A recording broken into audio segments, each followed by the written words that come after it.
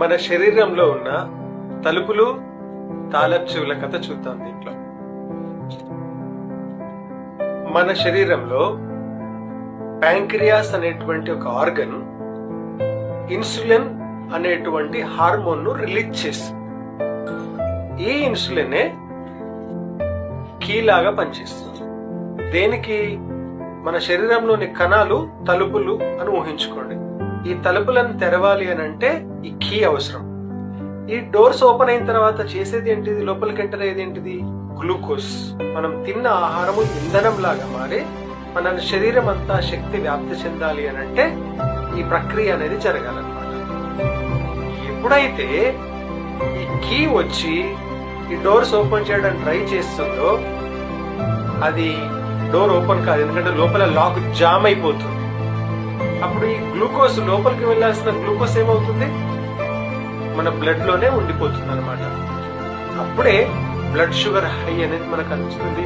అరే మీకు షుగర్ వచ్చిందని మనకు టెస్ట్ చేసినటువంటి డాక్టర్ మనకు చెప్తారు. మనం కూడా కంగారు పడతాం. మరి ఈ డోర్స్ ఓపెన్ కాకుండా లాక్స్ జామ్ అవడానికి కారణం ఏంటి అని అంటే మనం తీసుకునే ఆహారము సరిగ్గా లేకపోతే, రాంగ్ ఫుడ్ తీసుకున్నప్పుడు, లేదా స్ట్రెస్ ఎక్కువ అయినప్పుడు మనము కదలకుండా ఒకటే చోట కూర్చోవచ్చు. ఆఫ్ కోర్స్ ఉద్యోగరీత్యా కావచ్చు, కానీ బాడీకి అవసరమైనటువంటి శారీరక శ్రమ లేకపోయినా, అంటే ఎక్సర్సైజ్ చేయకపోయినా, ఈ కారణాల వల్ల మరి మనం నిద్ర సరిగా పోకపోయినా కానీ, నిద్ర తక్కువైనా కానీ మన బాడీలో ఉన్నటువంటి కార్టిసోల్ అనుమానం మళ్ళీ అది ఇంకో రకంగా డిస్టర్బెన్స్ చేస్తుంది అనమాట. ఈ కారణంగా మన బాడీలో షుగర్ అనేది పెరుగుతుంది. దీన్నే ఇన్సులిన్ రెసిస్టెన్స్ అంటారు. మరి దీనికి పరిష్కారం ఏంటి? ఎన్ని తాళపు చేతులు తీసుకొచ్చినా డోర్స్ ఓపెన్ కావు. అంటే ఇక్కడ సమస్య ఎక్కడ ఉంది? తాళపు చేతుల దగ్గర కాదు, లాక్ పైన. ఇన్సులిన్ ప్రాబ్లం కాదు, తాళం ప్రాబ్లం. లాక్ రిపేర్ చేయాలి. లాక్ రిపేర్ చేయడం అనంటే మన లైఫ్ స్టైల్ ను సరిదిద్దుకోవడమే లాక్ ను సరిదిద్దుకోవడం లాంటిది.